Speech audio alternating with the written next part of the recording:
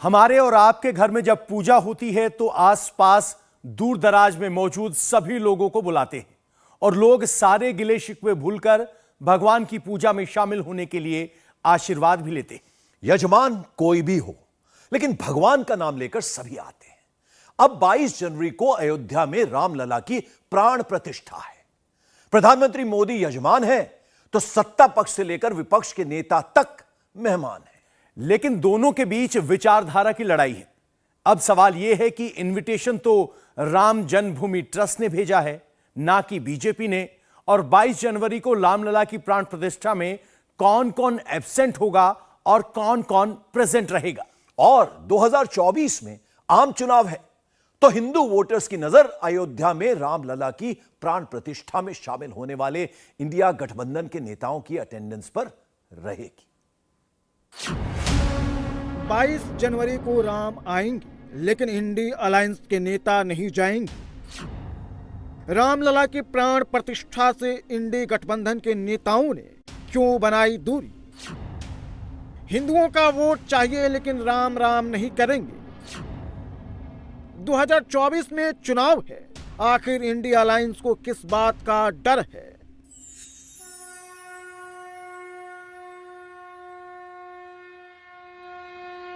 राम मंदिर बनकर तैयार है। 22 जनवरी को रामलला इसी गर्भगृह में विराजेंगे।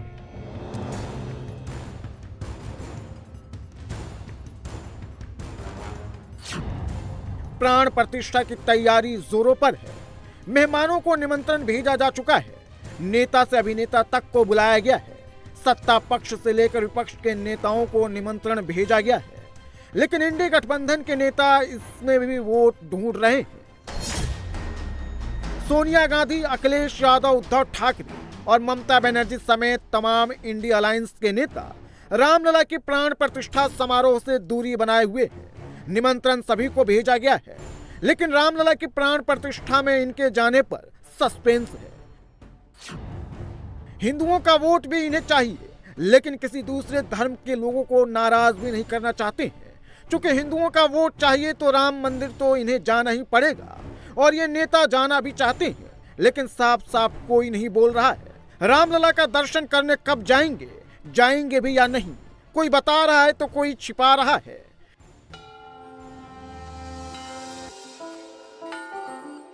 इंडी अलायंस के नेता पूरे देश में रामलला की प्राण प्रतिष्ठा को बीजेपी का कार्यक्रम बता रहे हैं।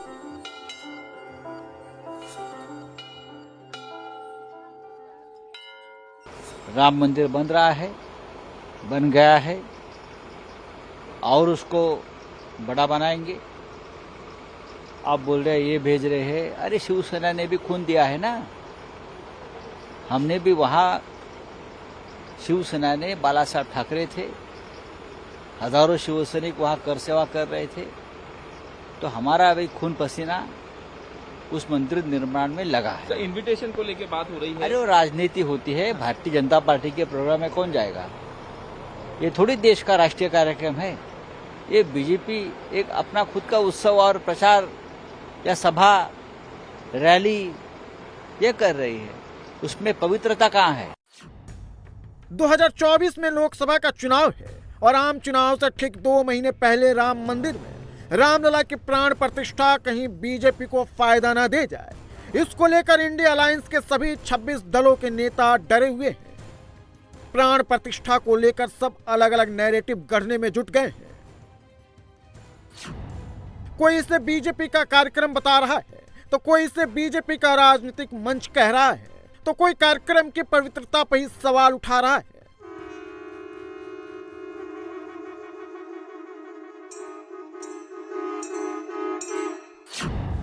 लेकिन सवाल यह है कि आखिर विपक्ष इतना डरा हुआ क्यों है। समझिए, अब 22 जनवरी की किस तस्वीर को सोचकर विपक्ष डरा हुआ है। भगवान रामलला की प्राण प्रतिष्ठा खुद प्रधानमंत्री मोदी करेंगे, यानी मोदी रामलला की पूजा करेंगे और इंडी अलायंस के नेता उनके सामने मेहमान की तरह बैठकर वो देखेंगे। प्रधानमंत्री मोदी राम मंदिर के निर्माण को लेकर बात करेंगे और विपक्ष के नेता उन्हें सुनेंगे। प्रधानमंत्री राम मंदिर आंदोलन और राम मंदिर निर्माण के संघर्ष की कहानी बताएंगे और विपक्ष के नेताओं को सुनना पड़ेगा। और इसलिए इंडिया अलायंस के नेता रामलला की प्राण प्रतिष्ठा से दूरी बनाने की कोशिश में है, लेकिन राम जन्मभूमि ट्रस्ट निमंत्रण भेज चुका है, तो इंडी गठबंधन के नेता गोलमोल जवाब देकर बच रहे हैं, क्योंकि कांग्रेस अपने शासनकाल में भगवान राम के वजूद को पहले ही नकार चुकी है। ममता बनर्जी भी प्रो मुस्लिम पॉलिटिक्स करती हैं। लेफ्ट के नेता भी मुस्लिम वोट के लिए राम के अस्तित्व पर सवाल उठा चुके हैं। अखिलेश यादव की पार्टी समाजवादी की सरकार के दौरान 1990 में कार सेवकों पर गोलियां चली थी। देखिए, भगवान हम सब लोग उस परंपरा को मानते हैं और हमारे पूर्वज और हम लोगों के समाज में माना जाता है कि जब भगवान बुलाते हैं तभी दर्शन पाते हैं आप। बिना बुलाए कोई नहीं जाता, भगवान बुलाते हैं तो हम सब जाते हैं। और ये भी हम जानते हैं कि भगवान कब किसका बुलावा दे दे, कब किसको बुला ले।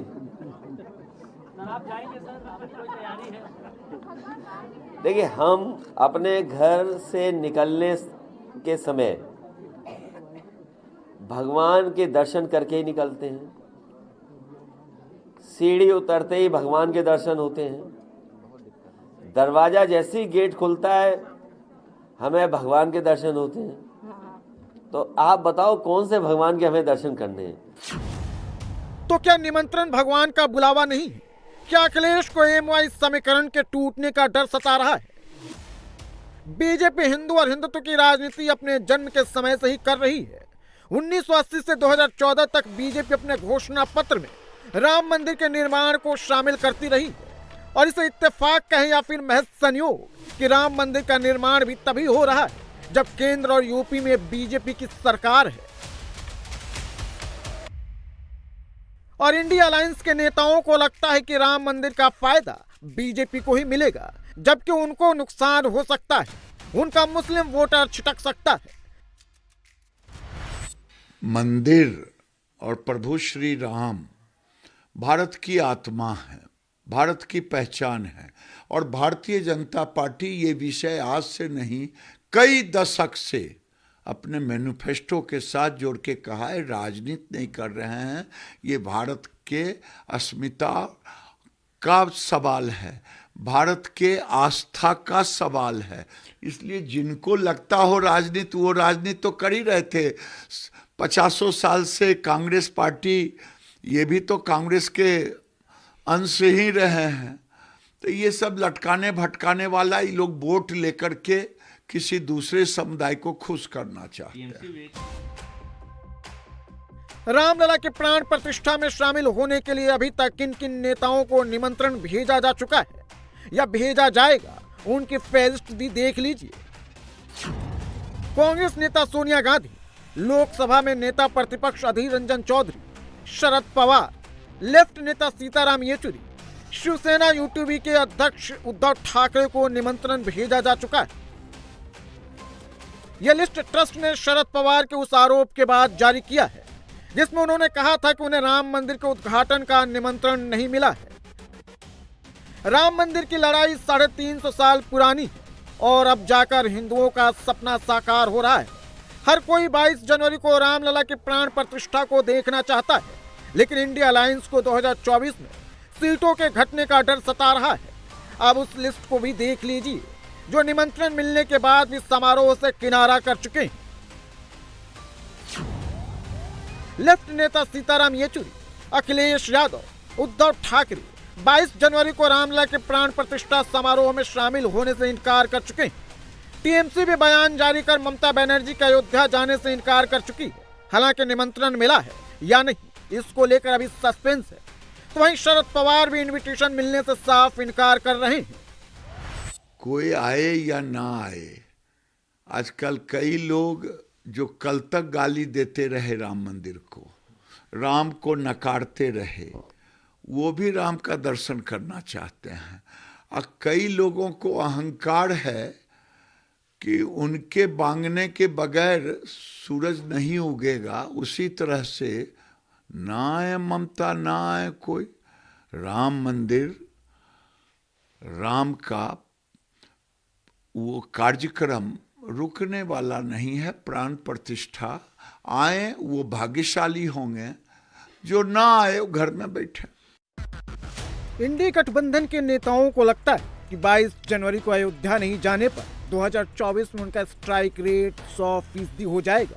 यूपी में तो अखिलेश यादव इंडी गठबंधन के नेतृत्व में 80 में से 80 सीटें जीतने का दावा कर रहे हैं। समाजवादी पार्टी लगातार तैयारी कर रही है लोकसभा के चुनाव के लिए, और गठबंधन जब बन जाएगा 80 सीटें हराने का काम यही गठबंधन भारतीय जनता पार्टी को करेगा। और 80 सीटें हराओ, देश से भारतीय जनता पार्टी को हटाओ, संविधान बचाओ, लोकतंत्र बचाओ और नारी सम्मान बचाओ। लेकिन यूपी में इंडिया अलायंस 80 में से 80 सीटें कैसे जीतेगी? भगवान राम और हिंदुओं का अपमान करके जीतेगा India alliance? I don't think of the temple as a political stage. And if it is a political event, then it's not the same as going to a temple to pray. Going to a temple to pray, to my mind, is a very different exercise from going to a temple to attend a huge political gathering with political speeches led by politicians. So for that reason, I'm not terribly inclined to see this issue in those terms. We don't, share the CPM's ideology when it comes to atheism and so on, nor do we share the BJP's ideology in which we believe Hindutva is a political doctrine, has nothing to do with Hinduism as a religion. It is a political doctrine that they have which we don't share. और विपक्ष मान चुका है कि रामलला की प्राण प्रतिष्ठा में जाने से हिंदू वोट नहीं मिलने वाला है और इसका फायदा बीजेपी और प्रधानमंत्री मोदी को ही होगा। 2014 की लोकसभा चुनाव में बीजेपी गठबंधन यानी एनडीए को 43% हिंदुओं का वोट मिला था, जबकि 2019 में यह आंकड़ा बढ़कर 53% हो गया। यानी 5 साल में मोदी के 9% हिंदू वोटर बढ़ गए, जो 2024 में रामलला के प्राण प्रतिष्ठा के बाद 62% तक बीजेपी पहुंचाने का टारगेट लेकर चल रही।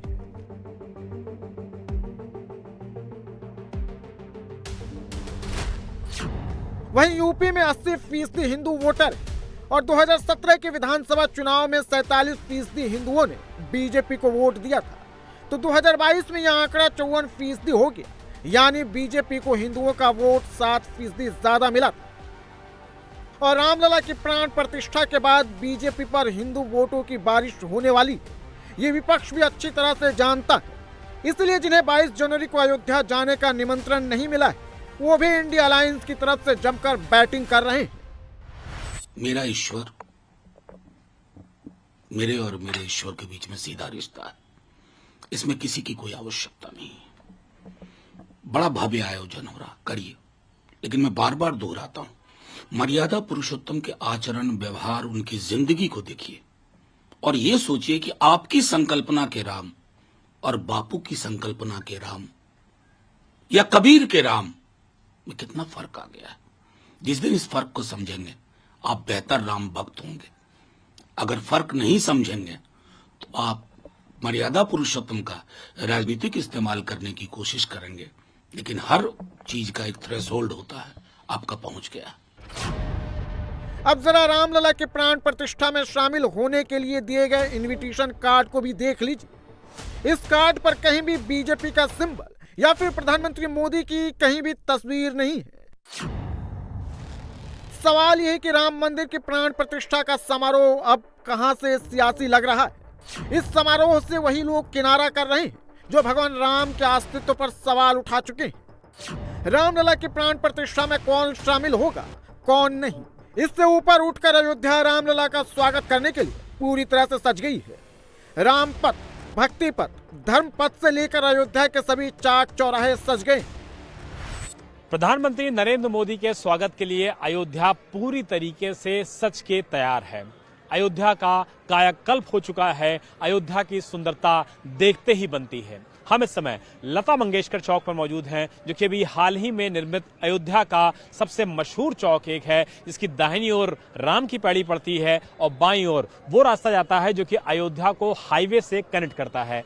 अगर सिक्योरिटी की बात किया जाए, सुरक्षा की बात किया जाए, तो यहां पर सुरक्षा के लिए एटीएस के एलीट कमांडोज को तैनात किया गया है और ये एटीएस के कमांडो हर वक्त अयोध्या की सुरक्षा व्यवस्था में तैनात किए गए हैं ताकि परिंदा भी यहां पर न मार सके। इसके अलावा अगर बात किया जाए अयोध्या के मुख्य रास्तों को मंदिर की तरफ ले जाने वाले, तो इन मुख्य रास्तों पर भी आप देखिए कि फिलहाल यहां पर भी पूरी तरीके से बैरिकेड लगाए गए हैं और कोई भी शख्स अगर अंदर जाता है, गाड़ी से जाता है, तो बाकायदा उसकी चेकिंग होती है, फ्रिस्किंग होती है और अगर उसके पास होता है गाड़ी से ही अंदर जाने का, तभी उसको अंदर जाने दिया जाता है, क्योंकि ये मुख्य रास्ता होता है राम मंदिर जहां निर्माण चल रहा है वहां पे जाने का। तो साथ ही साथ अगर देखा जाए तो अयोध्या की आधुनिकता को बढ़ाया जा रहा है, धार्मिक नगरी को सजाया जा रहा है, संवारा जा रहा है, रामलला की प्राण प्रतिष्ठा को लेकर के तैयारियां की जा रही हैं और सुरक्षा के साथ साथ पूरी अयोध्या को जबरदस्त तरीके से सजाया जा रहा है, संवारा जा रहा है। पीछे अगर चौराहे की बात कर लें तो यहाँ देखिए बड़ी बड़ी मचाने बनाई गई हैं जहां पे पुलिस के जवान तैनात होंगे और ऊंची जगहों से लोगों के ऊपर निगाह रखेंगे। अयोध्या को भी 22 जनवरी का इंतजार है और रामलला के भक्तों को भी 22 जनवरी का इंतजार है और 22 जनवरी को अयोध्या में त्रेता युग फिर से दिखने वाला है।